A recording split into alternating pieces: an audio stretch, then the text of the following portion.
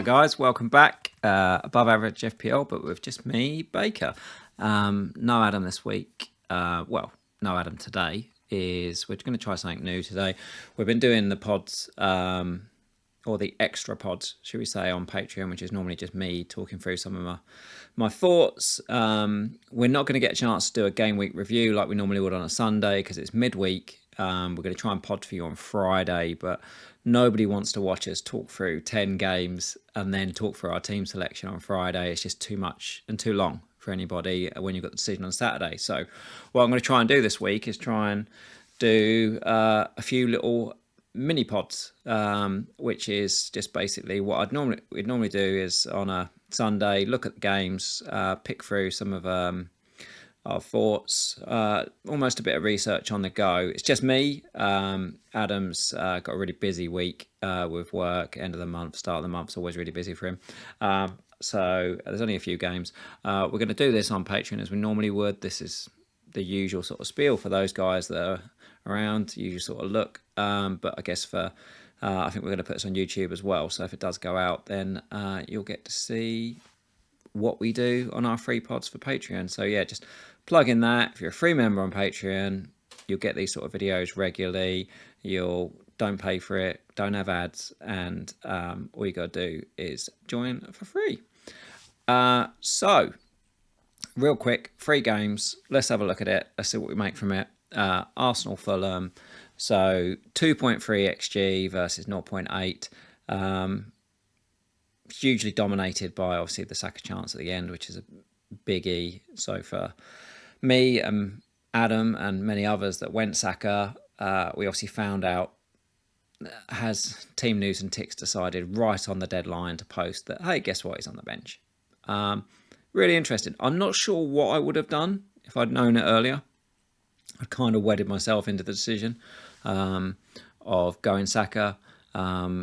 We'll show on Friday night our teams as such, but I went Saka and Foden, and as heavy as I could go in my team, meaning I had just 4.0 Agbadu on my bench, which is probably going to be fun when it comes to bench boost time. But mainly I was just like, I don't necessarily trust the Villa defenders, so why not just have someone, even if he's a bit crappy, and try and improve the points that sit outside of it. I basically tried to pick a team that didn't have a bench boost, i.e. Areola's really cheap, Agbadu's really cheap, focus on what I could do within the 11. And I'll let Adam explain his decisions on Friday, but we potentially have the redemption of Doku tonight. That's going to be the fun one. Other things, I went Cap Salah because I'm boring. He went Cap Mamush.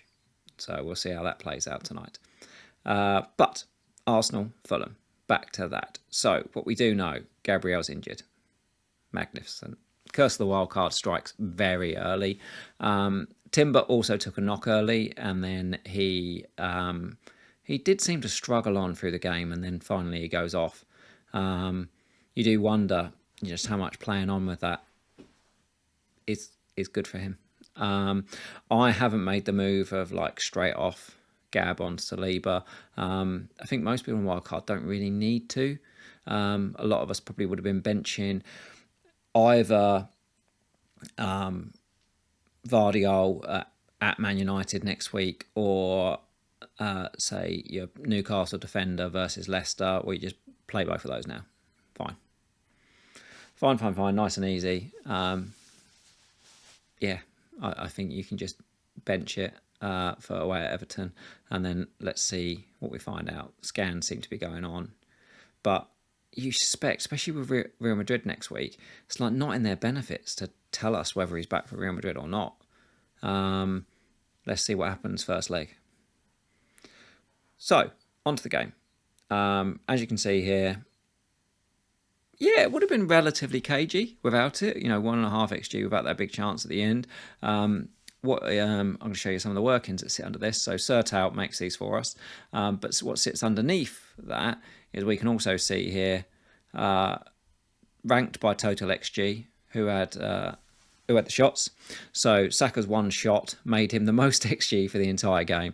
Other than that, you've got Muniz, Rice and Martinelli all with 3 shots. But all relatively low value. Obviously, Muniz had one header, which was 0.4 xg just before he scored, and then had the deflected goal for his goal. I thought Martinelli was really lively. Yeah, he's an interesting one. One of the things is to think about is if you've got Gabriel, is maybe wait till 33 and say, for example, switch Gabriel to a cheaper defence. So you could do like Gabriel to Konza, for example, if you haven't got Konza. Saves you 1.8 million, and then you could do Murphy to Martinelli. That's definitely in my thinking. Maybe Martinelli might be a really nice sneaky punt for game week 33. And also maybe just Merino might be the number 9. And if he is, then you've still got him as an option as well, because he obviously scores. Actually, in terms of total XG, not a huge amount to speak about. If we have a look at SofaScore, what I can sort of see on here is, let's look at a few stats and positions for a few of the players. So you've got this front three, and if I call up Martinelli, Merino, and Waneri, you can see very much Martin on the left, Waneri on the right. It's a bit Kai Havertz-y, actually, in that he's doing a lot of work. He's not just a number 9, because he's not really a natural number 9. So he does drift out of the box, but he does have plenty. Considering the amount of touches that he has in and around the box, it's not a lot of shots. You know, one shot on target, one block shot. It's not a huge amount. One key pass. Not a lot given, but he gets a goal.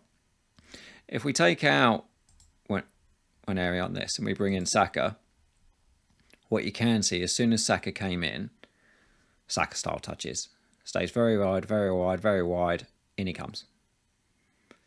In he comes. We saw one cross, which is probably one of the touches here, which went to the back post, but in general, in. Doing what he does. Like 24 minutes, 0.89 expected goal involvement. Saka's, he's not star boy anymore. He's big boy. Like he's the real deal. He's the real deal. By 33, everyone's going to have him. So that was some of the thinking you get on him now. How his minutes are treated for the weekend. You kind of expect him what's he going to do. Play 60 this weekend, and then on to Real Madrid, and then probably 60 again the weekend after, maybe 70. I don't expect him to get flogged. I do expect limited minutes. But he's just so good. One thing to note, guess what didn't happen? No corners. No corners. So Rice, you'd normally expect to take the corner there. But what I did notice was he was on the pitch, and Odegaard took a corner whilst he was on the pitch. So you can see Odegaard was taking his side. I'm assuming Rice was taking on the other side. Yeah. So Rice was taking on that side, and a couple of little shorties there. But Odegaard was taking the corners, including once Saka was on the pitch. There was one, I think he might have only had one corner whilst he was on the pitch, but he did take it. Saka was there. You just wonder if Saka was struggling. Maybe that's just one of the things they said, well, don't practice set pieces so much. You're not going to take him in the game, so I'll just take Odegaard. It's one we definitely want to monitor when he starts a game, because if he doesn't get set pieces back, that's not quite as good. It's just not quite as good. And he obviously hasn't got Gabriel to hit the targets to. Not much more we take from this. If they play free at the back, I thought Anthony Robinson was, just look at that. Look at that. He was in amongst it. 2 key passes. No shots, but he was in amongst it. One big chance created. Yeah. Continues to be a good asset. That's probably all we're getting from it. Saliba, obviously, if one thing to note on this one is that if they had a cleaned, Raya and Kiwior were on for the bonus, not Saliba. I thought that was quite interesting, especially considering Kiwior missed the first 10-15 minutes. Like, if it does turn out Gabriel's out for ages and Kiwior's playing every game, maybe, like maybe the cheapo is Kyrgios. Like if he was doing that kind of level of interaction, I'm not sure what he possibly did to generate that level of. So we had 5 clearances to 4 tackles. Tackles obviously do get good baseline. Ground duels 1. It's pretty good, and obviously they all do well on the passes there because their passes just side to side, side to side. But yeah, Kyrgios was above Saliba on baseline, and Raya was too, despite the fact that Raya only made 2 saves. That is a huge bonus. If you think about Raya and Saliba and any of their defenders, because the left back is a midfielder in the game, there's actually only 4 players that get the clean sheet. So yeah, it's a really, really strong chance that whenever they clean sheets, that the defenders will get bonus. So I can see why everyone wants double Arsenal defence. We might just not have it if we've got Gabriel. But yeah, it makes Raya just such an easy pick. If he's going to get 2 saves and be in the bonus, yeah, he's just an easy pick. First one, next one, done. Forest, Man United. So if you take out the late chances for Harry Maguire, there's not a lot in this game. It is, but what you can see is like it's a full smash and grab from Forest. Now, you can argue game state because Elanga scores early. If he doesn't score then, does this game become back and forth, back and forth? But as soon as Forest scored, it's just to hit him on the break. Other than that, it's all Man United. It's continually all Man United for the entire of this game. In fact, the interesting part, yeah, if you go to total XG for the game, Harry Maguire had the top XG for the game, 0.59. And if I go to game shots, what you can see down at the bottom here is miss Harry Maguire, 0.3 XG. Saved Harry Maguire, like 0.1. Saved, 0.2. So this is like all in the 90th minute. 90th minute plus was just the Harry Maguire show. Obviously, you had one off the line from Murillo, and you had the header, which went wide. I think there was a touch before him, which probably put it off, but he should have buried that. So yeah, Harry Maguire as the makeshift forward coming off the bench was ridiculous. Bar that, Dorgu, we'll talk about Dorgu in a minute, but 4 shots. Low value, but 4 shots. Bruno Fernandes, 3 shots. Garnacho, as he always likes to, 6 shots. But 6, this is continuously what you see from him. 6 shots for 0.19 XG. Like, what's the point? Like, you can't think of enough Garnacho bangers that it makes sense that he's taking this many pot shots. I don't hugely get why he does the amount of shot volumes that he does. If you look at SofaScore, what you can see is from a field tilt is this was just basically the Man United show, and Forest would turn up on the counter whenever they did, but they're really bloody good at it. And like I say, it's all very well you can say that Man United dominated them, but if that was the case and Forest scored in the 90th minute, I get it. But Forest did score here. So therefore, they then said, Man United, it's on you now to break us down.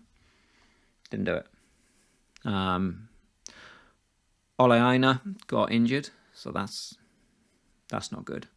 If you look at these positions then, so this looks like we've got a 4-2-3-1, but we are not seeing that from Elanga anymore. If you look at Elanga, and let's just put up Danilo. So, Hudson-Odoi suddenly missed out through injury, which is odd.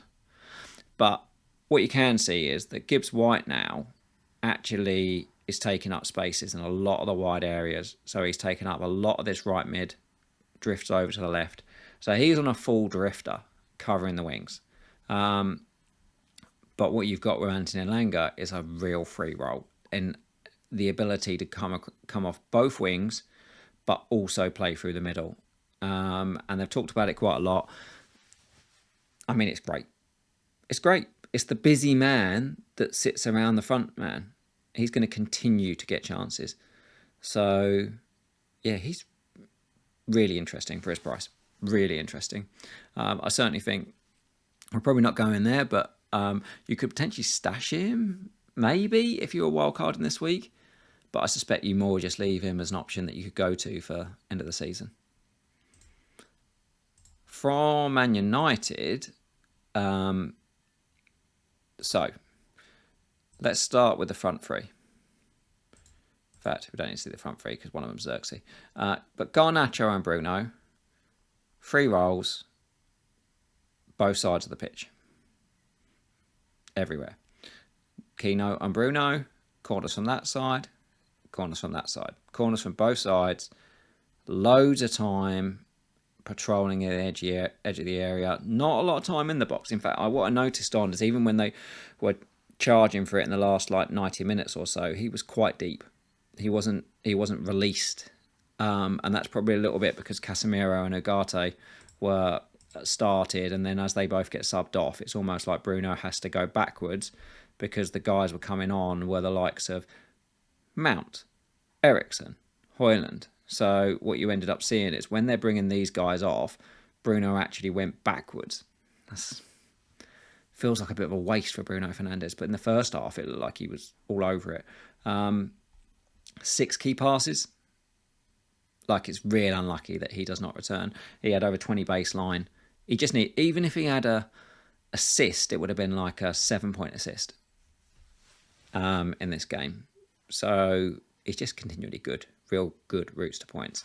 But probably the most interesting for me are these wing backs, because when you play these 2 guys, Ugarte and Casemiro in the middle, sitters, what it then means is these 2 can go nuts. And you can't help but be distracted by Dorgu's amount of touches here. Like, that's insane.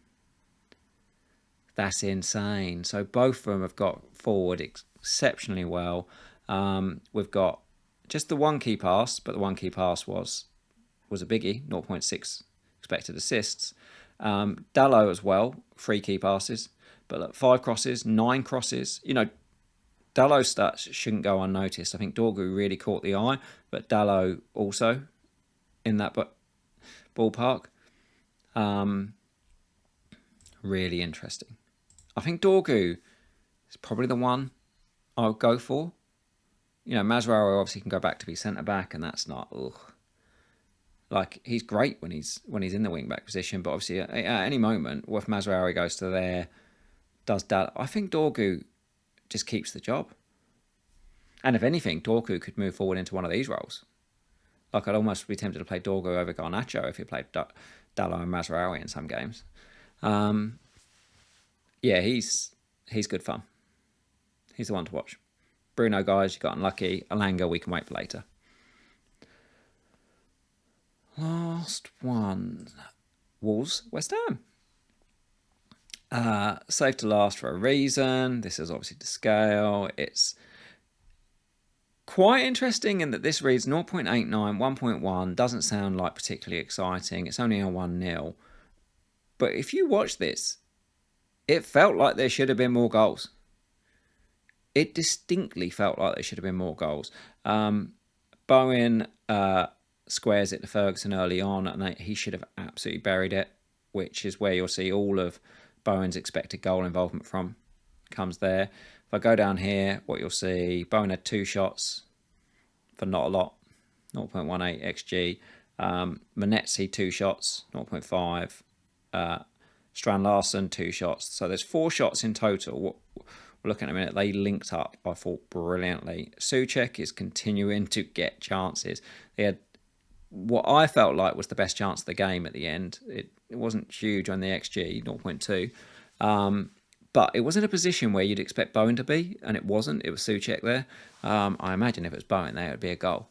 Ferguson only makes a half, and then Fulcrum comes on. They've got 2 forwards now, so we probably don't have Bowen as the number 9, and we've got Paqueta on the pitch, which probably means we don't have penalties for Bowen. So there's a few things which are Not sure on Bowen, but if you've got him, you've still got Southampton in 33, so it's pretty good. And you can probably bench him in most of the other games. Let's go look at them. So yeah, let's call up Strand Larsen, Manetzi, Bellegarde. So up here you can see all Wolves first half, 1-0 up, West Ham pushing for an equaliser all the second half. That's what you've seen. But in that first half with these three, so you've got Bellegarde everywhere. Manetzi feels more like a weapon. Like, he does not touch the ball very often, but when he does, he wants to touch it in good areas. 2 shots, hit the woodwork, missed 2 big chances. He was in and amongst it. And then you've got Strand Larsen, 1 goal, took it really well, 2 shots, and 3 key passes onto Manetzi. They felt a little bit like a Firmino and Mane type movements in this one, in that Strand Larsen was a number 9, but he also does a lot of work. He's just a good player, Strand Larsen. Bellegarde, the winning runner, but Manetzi just looks like he wants to be involved in the areas where you get points. So he's worth looking at. These are cheap. They're options. I do wonder, with this, what felt like very much like a partnership, like, what do they do when Cunha comes back? Like, do you just say, stuff you, Cunha, you're off, and I'll keep playing these 3 because we're going to stay up now? João Gomez was just, he's so good as both a centre midfielder and covering the right hand side. Yeah, he's like top. And then this defence is getting more and more solid. Agbadou, look, I benched him, a third of my bench, got 8 points. But Gomez, Agbadou and Doherty, they're doing good jobs. They're definitely getting more solid. So that's what you got. They're all playing 90. I mean, Ainori comes off for Santiago Bueno the last 10 minutes. Yeah, I guess Cresswell came off at half-time for Carlos Soler. You can't trust his minutes. Emerson comes on for Scholes. Like, who's on the left side? I don't know. You've got 4 guys that can play this side. I don't like it. Wan-Bissaka again. Like, Wan-Bissaka's proper getting forward. 1 key pass, 3 crosses. Just can't hugely trust the attack. That's the issue. But I like Wan-Bissaka still. Bowen, very isolated. But look, there's a lot around here. It's just not leading to a lot. I said that's all going to be that 1 chance from Ferguson. That right there. 0.3 expected goals, 0.3 expected assists. 1 key pass. It's literally that to that. But should have got the goal. And I guess if he got the goal early on, they go 1-0 up. They're at home. Maybe we're talking a different story about him. So there is some context there. Anyway, hopefully that was useful as a little run through of what I took from the 3 games last night. More games tonight, big games, and then Spurs, Chelsea tomorrow.